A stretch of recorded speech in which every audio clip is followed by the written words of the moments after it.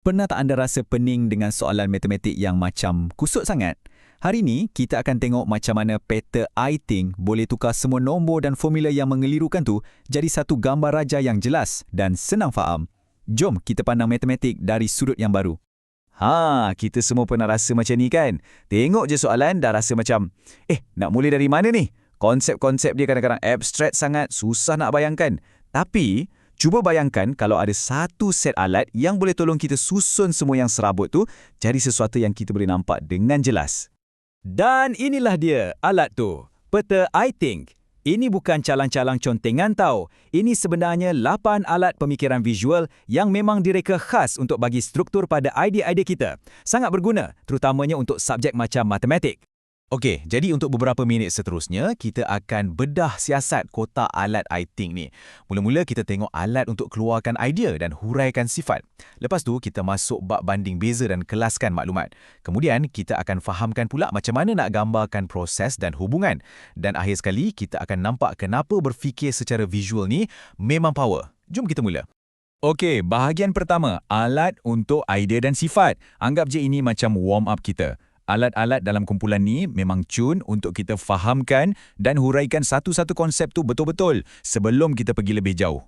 Yang pertama, peta bulatan. Cara guna dia senang sangat. Letak je satu idea utama kat tengah, contohnya nombor perdana. Lepas tu, dekat bulatan luar tu kita brainstorm dan tulis semua benda yang kita tahu pasal nombor perdana. Macam hanya boleh bahagi dengan satu dan diri sendiri. Atau contohnya 2, 3, 5, 7. Ia macam kita tuangkan semua isi kepala kita atas kertas, tapi dalam keadaan yang tersusun. Seterusnya, kita ada peta buih. Yang ni pula, dia fokus untuk huraikan kualiti atau sifat sesuatu benda. Katalah, segi 4 sama ada kat tengah. Buih-buih kelilih dia tu, kita akan isi dengan kata sifat atau ciri-ciri dia. Contohnya, 4 sisi sama panjang, 4 sudut 90 darjah, paksi simetri ada 4. Peta ni paksa kita fikir dengan lebih spesifik. Jadi, kena ingat ya, peta buih ni khas untuk huraikan satu benda sahaja. Persoalannya, macam mana pula kalau kita nak bandingkan dua benda? Untuk yang tu, kita perlukan alat yang seterusnya yang dibina atas idea yang sama. Okey, sekarang kita masuk kumpulan alat yang kedua. Yang ni, kita dah naik satu level. Alat-alat dalam bahagian ni direka khas untuk kita buat perbandingan, cari beza dan susun maklumat ikut kategori. Memperkenalkan, peta buih berganda. Nampak tak rekaan dia? Memang sengaja dibuat untuk bandingkan dua konsep. Buih yang kat tengah-tengah tu, itu untuk kita senaraikan persamaan. Contohnya, prisma dan piramid. Dua-dua adalah bentuk 3D. Buih yang kat tepi tu pula khas untuk perbezaan. Macam piramid ada puncak, tapi prisma ada dua tapak yang sama. Terus nampak jelas kan? Lepas tu, kita ada peta pokok. Yang ni nampak macam salah silah keluarga kan? Ia berfungsi macam tu juga. Kita letak tajuk utama ke atas, contohnya jenis-jenis sudut. Lepas tu dia akan bercabang ke bawah kepada kategori-kategori utama. Sudut tirus, sudut tepat, sudut cakah. Bawah setiap cabang tu, kita boleh letak contoh atau ciri-ciri khusus. Cara yang sangat kemas untuk klasifikasikan maklumat. Kumpulan terakhir ni pula boleh kata yang paling dinamik. Alat-alat ni bukan lagi pasal apa sesuatu benda tu, tapi lebih kepada bagaimana ia berfungsi. Ia tolong kita nampak urutan, sebab dan akibat dan juga kaitan analogi. Peta alih ni fungsinya adalah untuk tunjukkan proses langkah demi langkah. Fikirkan pasal operasi bahagi panjang yang leceh tu. Dengan peta alih, setiap kotak tu jadi satu langkah. Bahagi dulu, kemudian darab, lepas tu tolak dan akhir sekali turunkan nombor seterusnya. Terus nampak proses yang rumit tu macam satu jalan cerita yang lurus dan senang nak ikut. Okey, yang ni pula peta pelbagai alir. Satu alat yang sangat power untuk kita jadi detektif. Peristiwa atau event kita letak kat tengah.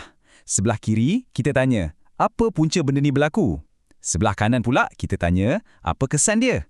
Peta ni bukan setakat tolong kita susun fakta, tapi dia tolong kita nampak rantaian logik dalam sesuatu masalah. Seterusnya, peta dakab. Kerja peta ni senang je. Dia pecahkan satu benda yang besar kepada bahagian-bahagian kecil dia. Sebelah kiri kita letak objek utama, contohnya sekeping duit kertas RM10. Dakab di sebelah kanan tu pula akan tunjukkan komponen dia. Dalam kes ni, ia terdiri daripada 2 keping duit kertas RM5. Sangat berguna untuk faham struktur anatomi sesuatu. Dan yang terakhir dalam kotak alat kita, peta titi. Peta ni memang genius untuk kita fahamkan analogi. Kunci utama dia adalah faktor penghubung. Contohnya, apa kaitan sentimeter dengan meter? Kaitannya adalah 1/100 daripada. Hubungan yang sama ni wujud antara sen dan ringgit. Jadi, peta TT ni ajar kita, sentimeter kepada meter sama seperti sen kepada ringgit. Bila kita nampak kaitan yang sepadan ni, konsep baru jadi lebih mudah nak faham. Jadi, bila kita dah tengok semua 8 alat ni, apa sebenarnya mesej utama dia? Kuasa sebenar peta iThink ni bukan terletak pada cantik atau tak peta tu, tapi pada kebolehan dia memaksa kita untuk tukar masalah yang abstrak, yang dalam kepala je kepada sesuatu yang konkret, sesuatu yang kita boleh nampak, sentuh dan susun semula depan mata. Jadi, faedahnya sangat jelas. Dengan menggunakan peta iThink, kita bukan lagi sekadar menghafal fakta atau formula. Sebaliknya, kita sebenarnya tengah melatih otak kita untuk berfikir dengan lebih tersusun, lebih kritis dan lebih sistematik. Ini bukan lagi pasal belajar matematik, tapi ini pasal belajar untuk jadi seorang penyelesai masalah yang hebat. Okey, jadi sekarang giliran anda pula. Anda dah ada satu set toolkit pemikiran visual yang lengkap.